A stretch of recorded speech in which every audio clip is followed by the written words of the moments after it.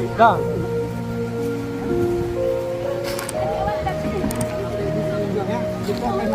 Kita akan urus. Yuk kita urus ya. Sabar ya. Anu segera. Kita kirim tim ke sana ya. Kau bawa ke rumah sakit. Kita dia bisa ke situ kan saja. Enggak mau siapkan untuk itu. Abang. Juga suku ya. Karena awak harus bawa ke rumah sakit. Ya. Tembe si kok lu, kita mau koordinasi dengan Pak Kisi. Iya. Jadi tolong warga Mo jenazah yang cincinnya ada cincin kami lah konfirmasi ya keluarga memang betul saudaranya. Apa kami jawab jenazah itu apa diantar ke tersangka? RSUD.